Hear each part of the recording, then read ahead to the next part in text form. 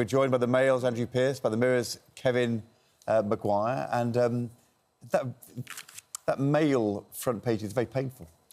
Yeah, very striking and poignant.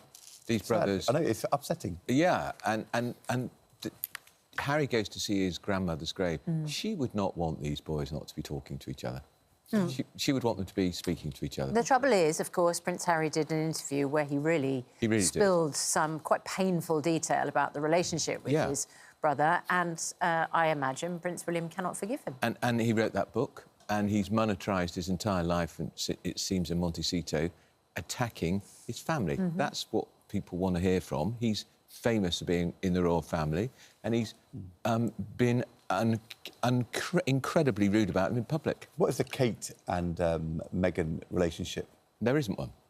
I mean, isn't that also an important part of this? And interesting that Kate was a late addition to William being out on parade yesterday at that engagement he was at, and I think it was very deliberate.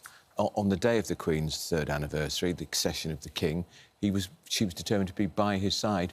Harry, of course, wife back in America. They're Britain's most dysfunctional family, and despite all the bad blood flowing between William and Harry, they can't stand for the Labour deputy leadership because they're not MPs. But they've got the right credentials otherwise, because they don't like each other. Now that's a really dysfunctional family at the moment. That's an organisation, much more dysfunctional. Last night at the WellChild Awards, Prince Harry seemed to be in excellent spirits. WellChild Awards very close to his heart. And he had a chat to a young man called Declan Bitmead, 17 years old. And Prince Harry said, as part of that interview, "Have you got any brothers or sisters?" Declan said, "Yeah, I've got a younger brother." Prince Harry went, "Younger brother?" Declan said, well, he's 14 at the minute, 15 next month. Prince Harry said, "Does he drive you mad?" Because he knows what younger brothers do to older brothers. Declan said, "No, we get on fine, we're like friends." Prince Harry said, "I love the correction, but you know what? Siblings." Yeah. He knew exactly what he was saying, and he knew every word he was saying was going to be picked up. Exactly. He knew exactly what he was doing, just gently stirring the pot. Do we know if his brother William bought him a new necklace after he broke the old one, you know, in that alleged fight? Yeah, could be a peace offering, could buy him a necklace. Would you... Why did he reveal all of that detail about the fights that they had, the allegations? Because brothers always fight. Because he was angry, wasn't he? He was very, very angry. He felt squeezed out. He wanted to be sort of half in, half out of the royal family. He felt they'd rejected his wife, have to give up all your duties if you go off to the US to make all that money. Yeah, he was angry, and I think people have those public outbursts. We've probably all done it within 4 walls in relationships. Yeah. Within 4 walls. Yeah, and you must try never to say anything you can't take back, and you know, something that will be really hurtful. Sometimes you do, but when you go public like that in the book, and it was a bestseller, it made him a fortune. Yeah. He looked like he was king of the world at one point with that book, and he was overshadowing his brother and his father. Not sure he looked like king, I think he looked like a king rat. All of a sudden. That's how it appears later on. Isn't it interesting to see Kevin speaking with such passion and revealing such a surprising grip of the detail? Because you the necklace, the break. I mean, you know, I never knew you cared so much. It's a soap opera, isn't it? I've loved it. But Kevin loves the idea of men wearing necklaces. He does. He keeps on about this necklace 100 times. But he's was it Prince William's necklace that got broken or Prince Harry's? Harry's. He knows the detail. It's a soap opera. He loves it because he thinks it's damaging the royal family. Ask the Oracle. Yeah, they will always destroy themselves from the inside. They will not. Meanwhile, this morning, because everybody wants an interview with Prince Harry, don't they? Yeah. The Oprah Winfrey interview with Prince Harry was explosive. The BBC interview with Prince Harry most recently was explosive. Tom Bradby's interview with Prince Harry. Well, last night, who got the interview with Prince Harry that everybody wanted? But a lovely young man called Dylan Bleach, who was a winner at the WellChild Awards. 10 years ago, when he was just 12 years old, he won an award at the WellChild Awards. He's now, obviously, 22, and he's expecting a child himself. And so he asked Prince Harry what advice he had, and Prince Harry said this. Hello. Hi, Dylan. How are you? I'll tell you. What's going on here? How are you? He said, congratulations, that's huge. If you haven't already, start talking to him, because parenting starts before the baby is delivered. I'm absolutely convinced by that. The smile and the first time they laugh, that's probably the most special moment. Gosh. Wonderful, lovely words, but of course Prince Harry in a fight to bring his children here to the UK so that they can see their grandfather. But he could bring him. Look, he wanted the same level of automatic security as he had before, and he lost it. I think he lost the plot when he lost that legal battle. And, of course, that's when he gave that BBC interview and said, oh, I don't know how much longer my dad's got and all that. He can come here quite safely with his kids if he wants to bring his kids to meet the wider family and his own dad, the kid's granddad. And he speaks from the heart. He does. And he can chime with a lot of it. But I do think he just got it completely wrong where he thought he could be treated exactly the same as before. Yeah. Shall we talk about the Prime Minister's words this morning? He's chairing his first new cabinet meeting. It's a government of patriots, Andrew. It's the government of the same old retreads who've just been moved to different jobs. But they're patriots. Yeah, but so the same old ones who couldn't do the job that they were doing before because of ordinary stuff, and they're now just sitting in slightly different parts of the table. I can't see any difference whatsoever. And he's going to put more hard-earned cash into our pockets. Is he? So is he going to reverse the tax cuts they brought in the last budget? Because they're not. Tax rises. Tax rises, because they're going to whack them up even higher. That's what he's going to do. So forget it. It's not happening. I'm not sure I fully understand this strategy in terms of preparing for the budget. Ed, I've been telling you for ages, there's no strategy for this government, no narrative, no vision, no thing. We don't know what this lot stands the one thing it's very hard for the government to do at a time when there's a massive fiscal problem and the economy's not growing is to tell people they're going to give them more money. It's a stupid thing to say. At the moment, everybody's expecting taxes to go up. And they will go up. Can you ever remember a Prime Minister saying, I'm going to give you less money? I mean, all the time I go back. No, they sometimes talk about... So you admit he's gaslighting people? No, he talks about tough times. Look, at the moment, average wages... He's not talking about tough times anymore. He's talking about putting more cash into people's pockets. Average wages are still growing faster than price of CPI. OK. The fact I is, asked people... That is not the government putting money in your pocket. Do you feel like your wages are going up? No pay rise in 3 years here. Yeah, they're up. University sector recently had 1.6% pay award. We're fighting for our survival. I work for a local council, below inflation pay rise. I've not had a salary increase in over 5 years. I'm salaried, I haven't had a... It just goes... You can't tell people that your wages are outstripping inflation when we had double-digit inflation and massive food inflation, and that got baked into prices. Inflation CPI we know is that energy 3.6. Bills... Wages are going up more than 4. On the latest figures, although the overhang of the cost of living crisis all on of that fuel and cost of food living is is baked in. Energy prices are going up. People are coming off their mortgage deals and they're facing higher interest rates. You are looking at one side only. And if I'm looking at all the viewers getting in touch with us to say, where's my pay rise and where's my above-average pay rise? If it's an average figure, there'll be some people below the average and some people above the average. He's losing the room. The average is over prices. No, you're losing the room. Because I'm coming up with facts. No, you're losing the room. Do people feel better off or worse? No, that's the point, Ed. Well, they do not. There are two realities and both matter. The one is actually pounds and pence, and the second is whether you feel it. That is it. Sometimes people can be better off and they don't feel it. Well, I would say one is a statistic where you say, oh, you know, you're all better off because your wages are outstripping inflation. And one is facts, where people just go, I haven't had an above inflation. If wages rise faster than prices for the next year, people will feel it in the end. But it's only been happening for a few months, far too early for them to feel it. The overhang of those big rises in food prices is still there, and the Prime Minister's got a very difficult budget coming up. And, you know, why don't you level with people and say it's hard, we're going to have to make difficult choices, didn't he, at the beginning of his government? We can get through this. Why say I'll put cash in your pocket? And the minimum wage went up more than inflation. Even in the benefits route, it was missed, and I thought this was brilliant political nonsense from the government, that the basic rate of benefit went up by the highest amount since about 1980. But because they were cutting disability benefits, that got lost. The problem Starmer has is he overcompensates. And when he first came in, he and Rachel Reeves, the country's going to hell in a handcart. And he was accused of talking the country down. Well, he did. Now he's trying to be more optimistic, but he hasn't got the public mood. He's being optimistic, but he says that we fixed the foundations. Yeah. And if you look at growth in the economy, waiting times in the National Health Service, the challenges at the borders, the one thing you can't say is we fixed the foundations yet. And the truth is, it was always going to be a 5-year challenge rather than a 1-year challenge. Why would you tell people it's done? Yeah.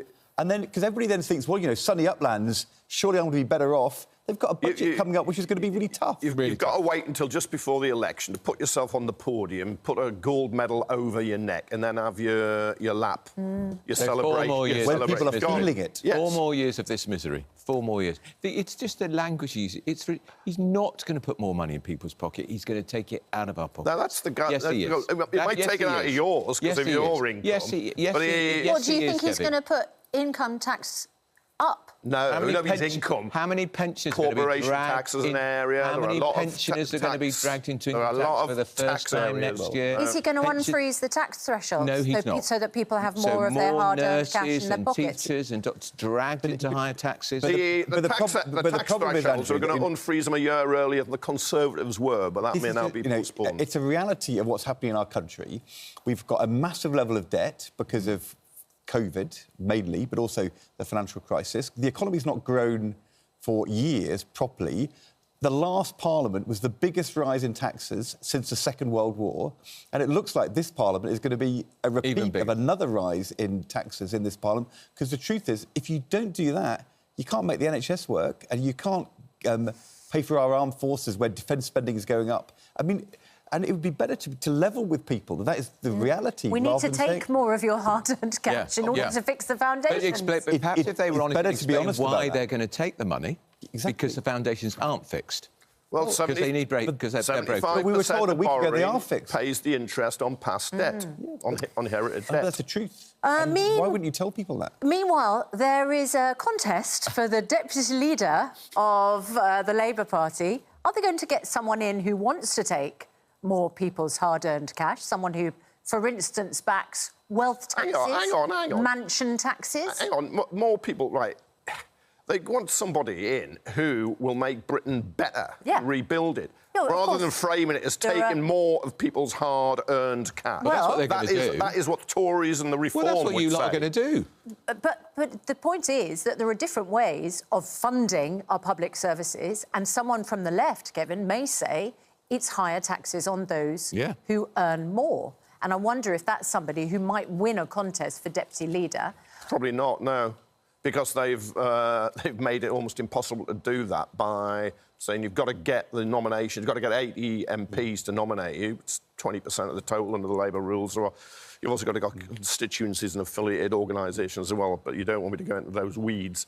You've got to do it by 5 p.m. on Thursday. And I think the left, that group in the Labour Party, will struggle to get 80 MPs to back somebody. Did you see what the French Prime Minister said yesterday? Yes. Yesterday, the French Prime Minister is thrown out of office. The government loses a massive confidence vote. They're having a huge, big debate about the fact that the debt is really high, the public finances under pressure, Macron, the president, losing control. And the French Prime Minister, as he's been thrown out, says, if you think there's some easy way to sort this out, if you think you can just raise taxes on the richest, that's what the British have done in the last year. He says, and all the rich people are leaving Britain. Yes, it was quite right. But there is no exodus. The figures show there has been no exodus. Yes, there is. There has been no exodus, and in fact, the HMRC, the tax people's receipts, the cash they took in from that group went up.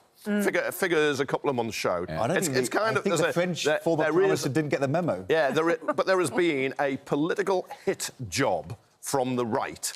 Trying to show everyone's fleeing the country. No, they're not. And they've done it very well. They have. They've got an ignorant French former Prime Minister. It's in the business pages today that the bloke who owns Manchester United, who runs a big energy company called Ineos, is stopping all investment in the North Sea and oil and gas, and he's diverting it to America because of Labour. That's Jim Ratcliffe. That's £3 billion, Kevin, not being invested in our economy. That's £3 billion not going to jobs in Aberdeen, off the North Sea. That's Labour for you. Who backed Brexit. That's Labour for you. Picked up a knighthood and then fled to Monaco. So they are leaving. They are leaving. Showing his patriotism. And it's in the papers today.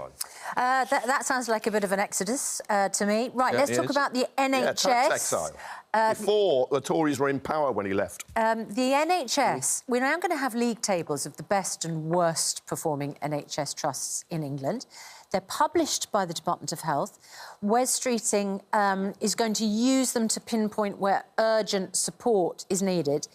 If you are about to go to A&E and your family member looks up the league tables, it's going to be a bit dispiriting, isn't it? If your local A&E is in the bottom quarter of the league tables. It is, but I do think targets and making that information public matters, and it can be used to raise standards. Now, he's inherited these situations from your lot again, and he's got to sort it. It's a main goal of the government to sort out the NHS. And now I wouldn't want my local hospital to be poor. I've looked at some of them. King's Lynn's poor, Chester's poor. I'd want to be going to a good hospital. And in fact, when you publish these tables, often it's very dispiriting for the people who work in there, and there are reasons why. It's not always bad management, why they are poor. It could be long-term underfunding. It could be lots of problems in the area, demographics, population, but you're saying industrial. This is good public sector reform? Yeah, I do. I do, because I want to know and I want it to be be but it is, you're right, and you can somehow make it worse in the short. I remember one of my son's schools was said to be unacceptable in put into special measures. In the Ofsted ratings. Yeah, and in the short term, it made the school worse because people didn't want to, parents didn't want to send their kids there. Some of the teachers left. No, but you don't have a choice with hospital. Well, you're supposed to be able to have you're supposed to have a choice, but you haven't in reality. Not if you go to A&E. Not if you're in an ambulance. You just have to go. But the reality is, in the case of these league tables, they are saying there will be heavy intervention in the ones doing less well, and they're going to publish the numbers every 3 months. And what you need is a sense that things are getting better. Yeah. And it's not just waiting times coming down. The poor-performing hospital needs to be seen to get better over the next 2 or 3 years. And that's, I think, what he's trying to do, to create that process where people see changes happening. Because if not, if you simply tell people the NHS is doing well, they say, what are you talking about? Yeah, well, a lot of people have a good experience if you can get into the NHS, if you can get on the operating table or into your GP's surgery. But where it's failing, you've got to improve it. Everybody should be able to get first-class health care. Yeah, if you want to sustain the NHS going forward as a wonderful system of care, free at the point of use, we pay for it through our taxation. And it's got to work. Often it is a life and death issue, isn't it? It's not. If you go to your local library and it hasn't got the book you want, that's a bit of a disappointment. But if you're ill and you're in pain or your life is threatened, you rely. There was a story in the front page of the Times yesterday: 2 NHS surgeries, doctor surgeries, GP surgeries closing every week. It's going on. The problems are growing all throughout this NHS, I'm afraid. It's the beginning. Part of that, though, is amalgamations and bigger health centres. And people... It's big, beautiful. Ever since Harold Shipman, we haven't had sole-operated GPs, so they all have to amalgamate. It strikes me, if they're closing 2 surgeries a week, your 8 o'clock phone call to get through to a doctor is going to get a lot longer. There's also a massive problem, of course, with social care. And a lot of people are stuck in hospital and there is nowhere to send them afterwards. So, of course, you have this terrible situation for the patients as much as anyone. Bed blockers. Of bed blocking. I was in hospital recently and I overheard a conversation where a doctor had said, we need to get this individual, this patient, out of A&E and onto a ward. And the person running the bed said, and who are you going to move from the ward in order to get that patient into that bed? And the government's kicked it, and you're absolutely right, and the government's kicked it into the long grass by saying there's going to have an inquiry. Every government since Cameron's have done it. And the reason is because we're going to have to fund social care in some way. But it's utterly painful to watch because, of course, if you cannot get people out of the other end, you just have more and more people coming in at the start at A&E, which means you have the corridors overflowing with patients on trolleys and nurses working in cupboards as head of corridor care. Which is why they're now advertising for corridor care nurses. That's right. In no way have you sorted out the NHS and fixed the foundations until you've addressed the issue of social care. One of the most important foundations of the lot, Ed. We're going to be talking after 7 to the sister, Professor Julie Walters, of the head teacher, Ruth Perry, who took her own life back in January 23 after Ofsted downgraded their rating of her school. And as a consequence, Ofsted is publishing more details of how they're going to change the inspection regime. They're not going to have a single grade or single judgment. They'll have 4 or 5, colour-rated. It's still going to be very tough. A school which is getting poor ratings will be very public to see. But does that also pass the public sector reform? That is what parents need to see. It should be the same as we've just said. They're doing the right thing with hospitals. We have to do the right thing with schools. Parents are entitled to know how well that school is doing. You will, but they're going to mark them differently. I still like a very simple system. Yeah. For instance, if you pass a restaurant or a cafe, you can see the food hygiene rating 1, 2, 3, 4, 5. It's there. It's got to be in law.